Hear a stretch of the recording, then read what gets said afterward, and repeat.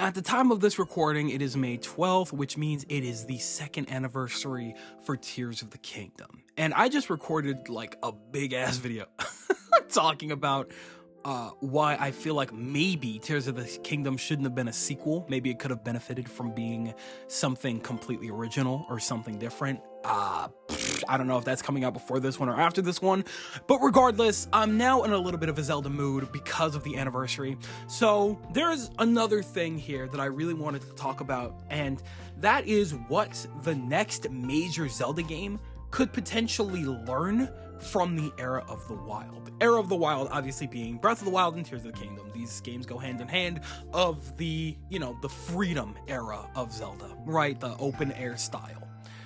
And I've had this here for a good minute now, and I've had a lot of time to think about it, and I think I still agree with what I've written down here, right? So I guess there's no point in wasting any time because we've got a little bit to talk about here.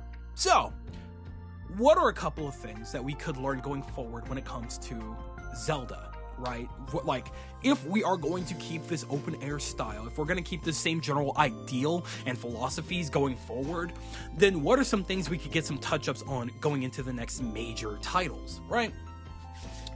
Firstly, let's cover the story aspect, right? Because this is obviously a major one. Like I said in, I don't know if it's the previous video or the video coming after this one, but I was talking about the fact that the story is insanely critical when it comes to Zelda, right? Now, again, I say this ironically because Nintendo has a very strict philosophy when it comes to the gameplay first aspect of all of their games. That's why Mario games don't have stupid heavy stories. That's why, things like ARMS or whatever don't have crazy stories, or like, they're all their main primary IPs outside of like Xenoblade don't have insane stories that move on that type of time, right? And of course, Zelda is one of their major story players. That's one of their usually more story focused games, right?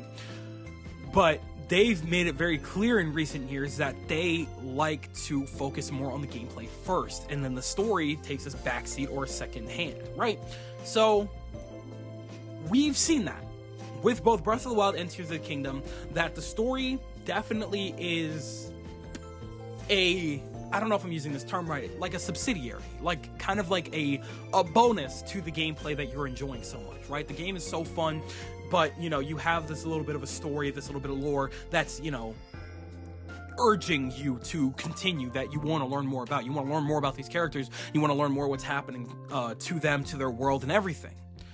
And they're so weird for this. Nintendo, is it Monolith? I know they're part of the development team, but it's very strange how they still haven't grasped the fact that the story aspect of Zelda is a little too important to be taking such a heavy backseat to the gameplay. The problem with Era of the Wild storytelling is that they tried to make it optional. Why would we ever do something like that? Why would you ever make the story of your game optional? That's crazy. What do you mean I could just completely bypass all of the actual stuff that makes what you're doing actually feel important? Why would I do something like that? And that problem is way worse and magnified in Tears of the Kingdom because they tried to do it the same way they did it in Breath of the Wild, and it simply did not work the same way because that was more of a story that needed to be told directly, and it was still optional.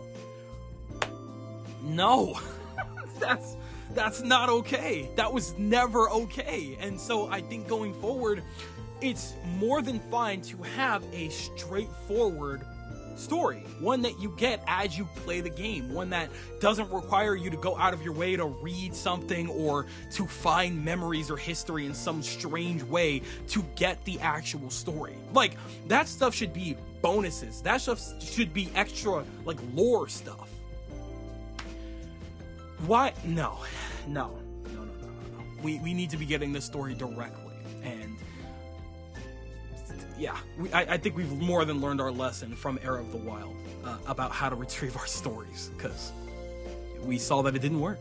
And I'm not saying that it's wrong how Era of the Wild did it by any means. I'm okay with the fact that we had kind of more of a looming force type situation with Ganon and Calamity Ganon and things like that, and like the Giga Clan and things like that. But I feel like having a more present antagonistic force, like that's visible and active throughout the course of the game, could also be really fun to deal with. A nice change of pace from Era of the Wild, because again, in Era of the Wild, because the antagonistic force was so hands-off, with Calamity Ganon just kind of, you know, utilizing its influence and power over the world to just keep resummoning its minions, and, you know, having the, you know, the divine beast get corrupted by, you know, its influence and things like that. Cool and all, but, you know, I feel like we were kind of missing out on, you know, cool things, like cool moments before fights, like the lead-ups to, you know, the dialogue and stuff like that. We didn't get that as much throughout Era of the Wild. We kind of, Kogan, not really, though, you know? Like, there could have been more. There could have been a little bit more. And I feel like we could definitely take more advantage of that if we had a more direct storyline that had a more present antagonistic force. That doesn't sound too crazy, right? Maybe you disagree with me on that. That's totally fine. But moving on. The next major thing that I think has to have more of a consistent presence and actual, like, possible even influence on the story and gameplay is the music. Previous Zelda titles were very apparent about the music being absolutely critical, especially in the 3D space. Literally the first major 3D title being Ocarina of Time being based around the powers of an ocarina. Okay, the Wind Waker having a very, you know, heavy prominence with the Wind Waker. Twilight Princess having, like, the horns as a thing, you know, like Skyward Sword having the harps. The harps were a major player in Skyward Sword throughout the story. But Tears of the Kingdom and Breath of the Wild didn't really have that. Breath of the Wild had Cass with his accordion, which would have been really, really cool if A, he were actually a prominent part of the story in any way, shape, or form.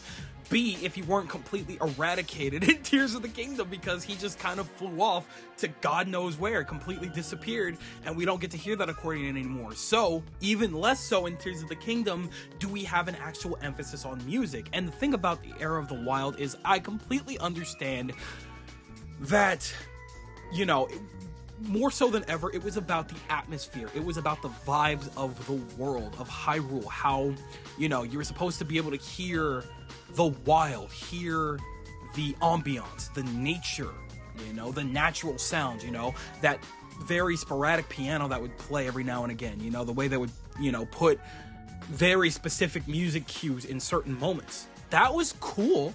I enjoyed that. That was fine. I love that. But it did feel like we were missing a very heavily, you know, implemented element when it came to music, because the music took, you know, it did very, very good. It just still took a little bit of a back seat in terms of everything else, which, especially for Zelda, is very weird, because Zelda music is so important. It's so, or at least up to this point, it was super critical, but, you know, we're not hearing stuff like Zelda's Lullaby, you know, consistently. We're not hearing, like, you know, we did have, you know, we had town themes and stuff like that. Hateno Village is one of my favorite Zelda themes of all time. Don't get me wrong, the music was still absolutely beautiful. They did an amazing job with the score. Don't get it twisted, but it felt like from a story aspect, from a theme element, we just didn't have that much of an emphasis on music. And I feel like the next Zelda game should absolutely target that as a major change, right? So that's where I'm at with that, right? And then the last major story aspect that I think we would need to focus on more is more emphasis on the Triforce being a thing. Because we forget, the Triforce was technically present in Breath of the Wild, right? It's literally Zelda's power. She utilizes the power of, you know, light, her power, to utilize, you know, her light, you know, that power that she's had dormant all those years. And that's cool and all. It's proven that she's very powerful enough to hold Ganondorf back for Calamity Ganon back, for 100 years. but there's no evidence or like hints or anything leading us to believe that Link or Ganon in this world or in this version in Heir of the Wild or have any access to the Triforce. We don't know if, you know, Ganondorf has the power or the Triforce of Power or Link with the Triforce of Courage. We have no idea. We know that Zelda has the Triforce as a power, or not as a power per se, but she utilizes its power. She has the mark on her hand when she uses the power. That's what's important. It's present, but it's not prominent, and that's my primary issue. So possibly sometime down the line, maybe we could see some kind of a change where we do have a more active Triforce plot going on. You know, collecting the pieces of the Triforce has always been like a prominent era or part of the Zelda, you know, lore and story, and just an important piece of Zelda overall. And so, you know, maybe we don't have to do it the exact same way we've always done it, but I feel like it would be cool to have, you know, a Triforce-based story in this open air format. I feel like we could, you know, it's a fun, simple, you know, back to roots type thing that we could possibly do. I don't know. I just feel like the Triforce could have more of a prominent role down the line. And then, of course, we need to move on to the gameplay. The gameplay is definitely something that we've had a lot of mixed feelings about going into Heir of the Wild. What with, you know, all of the freedom that we had, all of the, you know, the situations with, like, you know, breaking weapons and now fusing them, and then, you know, how much, you know, we utilize all of these powers that were given right from the get-go and things like that. There's a lot there, right? But there's only a couple major changes that I definitely need to see going into the next Zelda game. Starting with the fact that I think Link should have more prominent access when it comes to magic. Magic is super important to the Zelda series, and that's not something that even really went away all that much in Breath of the Wild or Tears of the Kingdom. Magic is very important. However, rarely is Link the one ever actually utilizing the magic, right? Like, we don't have any form of, like, magic meters. We don't have any form of just magic, really, outside of, like, the rods and stuff. Other than that, you're completely reliant on, you know, obviously the runes from Breath of the Wild, as well as the Zonai abilities that you get from Raru's arm in Tears of the Kingdom. And that's the only real magic that you have. And yeah, you can use it for fighting and stuff like that, but, you know, I'm talking about in a more practical sense. Abilities that are given to Link that he can actually use to combat enemies. You know, kind of like in A Link to the Past, using, like, the sand wand to raid little pillars. I mean, I guess we do have the ice pillars, but I want to be able to summon little things of ice, little chunks of ice to, you know, hit our enemy with, you know? I want to be able to use a rod to do some actual genuine magic, you know? Especially if, you know, we're going to have a situation where Zelda is just, again, not present in the game whatsoever. I mean, okay, by the way, this is all completely acknowledging that Echoes of Wisdom is a thing. Very happy that Echoes of Wisdom is a thing. I'm talking about 3D modern era Zelda, right? Love Echoes of Wisdom, though. But regardless of that, I want to see real, genuine magic that we could utilize. And, you know, if you don't want to give it to Link, we need to have a situation where Zelda is actually more prominent and present in the 3D games. We need to see her utilizing magic alongside Link or something. Because, I don't know, magic is super important to these games, and I feel like we definitely could use more of it. So I would love to see that, right? On top of that, Link needs more unique swordplay. Now, I'm not saying we need to turn it into, like, Devil May Cry or something crazy like that, Final Fantasy 16. No, we don't need to do that. But we could definitely have a little more of an upgrade situation, possibly. Like, I don't know. It would get kind of old just using the same, you know, same triple combo the entire, like, on every single enemy to, like, not be able to spice it up at all, you know? I mean, granted, you know, we do have a decent array of, you know, weapons to fight with throughout Heir of the Wild, don't get me wrong. The way we utilize bombs and bows and parrying and just everything, just dodging and quick time.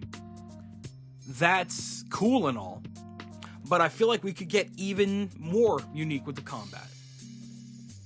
And, Link being a knight, I would feel like he would be able to get a little more creative, especially because playing Hyrule Warriors is such a juxtaposition, because I know that game is built in mind with insane combat systems and stuff like that. I know, but to be able to see that Link doing crazy combos with his shields and like the way he would attack and, use like crazy spin attacks and stuff like that are like so strong, to go back to like Breath of the Wild and Tears of the Kingdom where he's not nearly as powerful is so strange.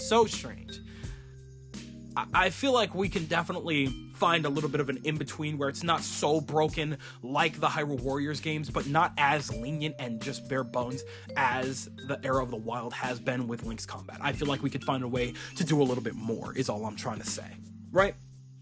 So maybe some kind of an upgrade system, maybe some kind of a stat wheel, something so we can, add a couple of more, unique movesets onto Link going forward, for his swordplay, because I feel like he should be able to utilize more than just a couple of swings here and there. I feel like we could get a little more unique.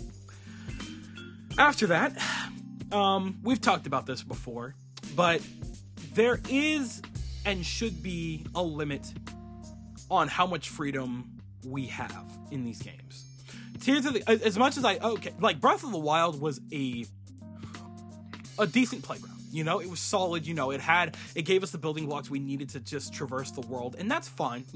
We got what we needed, but not to the extent where we could just completely bypass everything, at the drop of a hat. We still had to, play by its rules. We still had to, go around, get the proper upgrades and equipment so that we can, traverse the world at our leisure. And, that was fine. That was solid.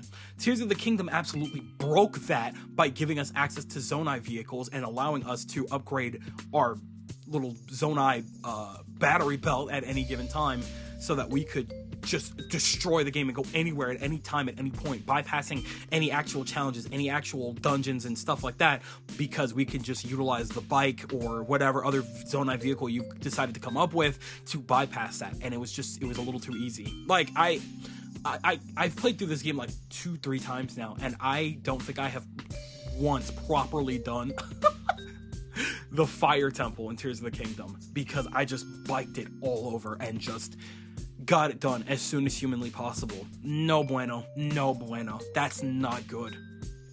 Right? So, yeah, I think there should be a little bit more of a limit on how much freedom that we have, because as much as we, you want us to play around and have as much freedom as humanly possible in this open air style of Zelda, we should, there should be a little bit of work to be put towards that freedom. Like, yeah, you want to be able to explore. Okay, well, take the proper steps, learn about everything that's present in this world, learn about your abilities, your unique inventories and things like that, and then you can, truly understand this game and break it apart after you've learned all that.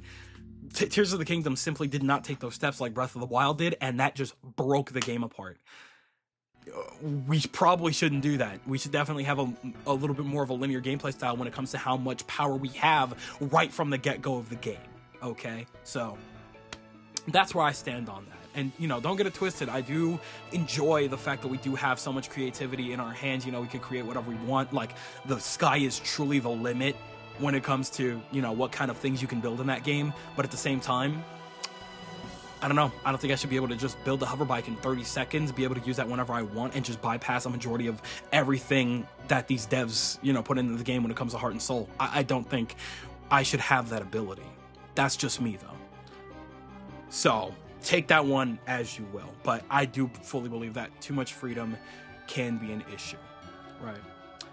And then the final thing. One thing that I haven't talked about, and I'm down to talk about in a separate video that I might do sometime this week, possibly, is simply the fact that Hyrule, as an explorable area, is so tired.